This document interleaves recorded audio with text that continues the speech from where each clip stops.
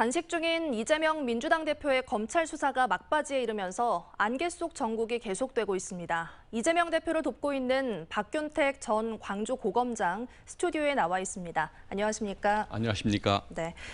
지금은 검찰을 나와서 변호사로 이제 이재명 당대표를 돕고 계신데요. 쟁점은 무엇이고 또 어떤 입장인지부터 설명해 주시죠. 예, 두 개의 사건이 있습니다. 수원지검의 쌍방울 사건이 있고 중앙지검의 백현동 사건이 있습니다.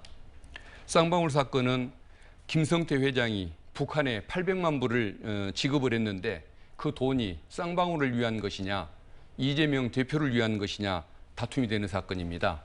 근데 이재명 대표가 김성태 회장에 대한 불신이 커서 평소에 식사는커녕 얼굴 한번 본 적이 없고 만남을 회피했다는 것입니다.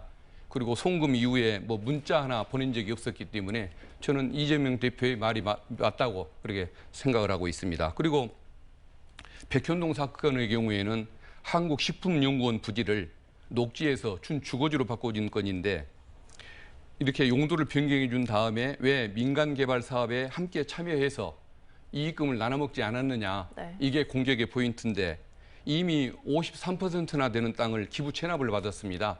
근데 민간 사업 개발에까지 참여해서 더 많은 이익을 가져와라고 하는 것은 양심 없는 수익을 추구하라는 것이기 때문에 어떤 행정기관의 공공성 또 재량성 이런 부분을 무시한 공격이라서 저는 이재명 대표가 무죄에 해당한다고 그렇게 확신하고 있습니다. 그럼 앞으로 검찰이 좀 어떤 절차를 밟아나갈 것으로 예상하세요? 지금 보이는 검찰의 행태라든가 언론에 흘리는 내용들을 보면 두 건을 병합해서 구속영장을 청구할 가능성이 많은 걸로 보여집니다. 근데 2년 가까이 한 사람을 상대로 3개의 검찰청이 나서서 300건이 넘는 압수수색을 하면서 강도 높은 수사를 했는데 지금 인멸할 증거가 어디 있다고 굳이 구속영장을 청구하겠다는 것인지 저는 개인적으로 수긍을 못하겠습니다.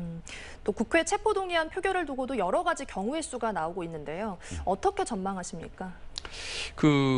평소 의원님들 사이에서 불체포 특권을 포기하자는 목소리가 높았습니다. 그런 점에 비춰보면 통상의 사건의 경우에는 당연히 가결이 됐을 가능성이 높았을 텐데 이건 좀 특수한 사정이 있지 않습니까? 제1야당 대표를 상대로 표적 수사를 또 과잉된 수사를 계속 보여왔고 수사 과정도 어떤 검찰이 정치적인 행태를 많이 보여왔습니다. 그러다 보니까 야당 의원님들이 여기에 대해서 뭔가 견제를 해야 한다라는 이런 목소리가 높은 것 같고 그런 정서를 반영을 해서 결정한다고 치면은 이번에 당연히 부결을 시키지 않을까 그런 생각을 예측을 해보고 있습니다.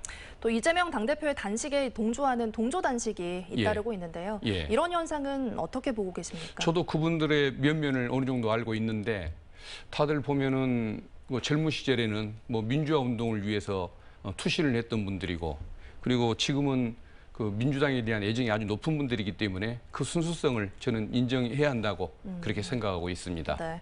또 변호사님 역시 광주 고검장 출신으로 이제 고검장을 지내셨습니다. 예.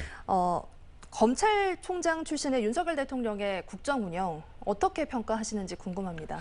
검찰 내에 있을 때 최고의 검찰주의자로 불렸던 분이 윤석열 그분인데 대통령이 되고 나서 표적 수사로 내정을 이끌어가는 모습 그리고 1980년대식의 반공정신으로 국제관계를 이렇게 이끌어가는 모습을 보면은 어떤 검사로서의 한계를 벗어나지 못하는 그런 인물 같습니다. 근데 평소 스타일에 비춰보면은 앞으로도 저는 전혀 변화할 가능성은 없다고 봅니다.